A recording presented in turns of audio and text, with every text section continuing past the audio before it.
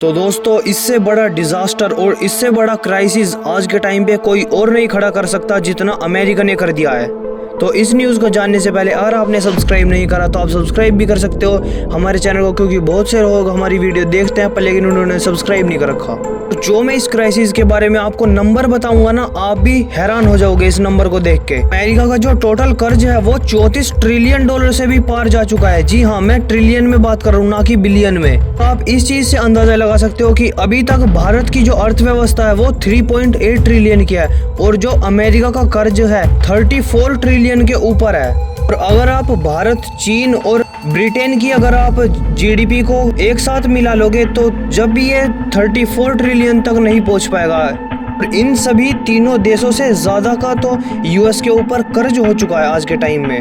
और मैं अगर आपको ये बताऊंगा कि अमेरिका इस कर्जे का कितना आज के टाइम पे ब्याज देगा तो आप इस नंबर को देख के तो हैरान ही हो जाओगे। आज के टाइम पे अमेरिका एक इस कर्जे के ऊपर इंटरेस्ट देगा वो 600 बिलियन के भी पार है ना। भारत का टोटल खजाना है उससे ज्यादा तो अमेरिका एक इंटरेस्ट पे कर देगा इस कर्जे के ऊपर। ऐसा नहीं है कि भारत का छोटा मोटा खजाना है, भारत का 5th लार्जेस्ट खजाना है पूरे वर्ल्ड के अंदर।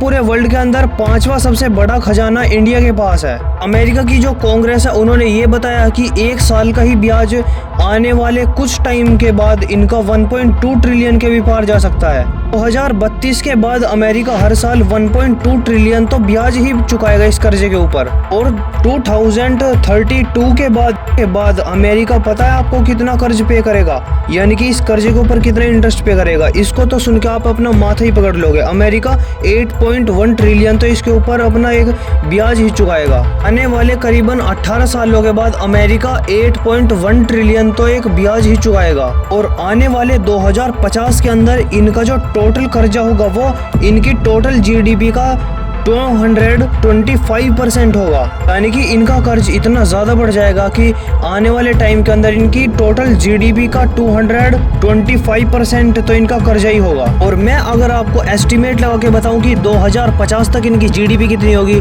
तो इनकी जीडीपी होगी 35 ट्रिलियन से 38 ट्रिलियन के बीच में। अगर मैं बीच में ही मान के चलूं, यानी कि अगर इनकी 2050 तक 35 ट्रिलियन भी रही तो इनका कर्ज जो है वो 70 ट्रिलियन तक हो जाएगा। यानी कि आने वाले 26 सालों के बाद अमेरिका का जो कर्ज है आज के टाइम पे जो 34-35 ट्रिलियन तक है ये 70 ट्रिलियन तक हो जाएगा। अगर ये आंकड़ा तो वो है अगर अमेरिका इस अपने कर्जे को कंट्रोल करे तब। अगर अमेरिका कंट्रोल नहीं करेगा तो ये जो आंकड़ा है एक डेट का ये बहुत ही ज्यादा बढ़ भी सकता है।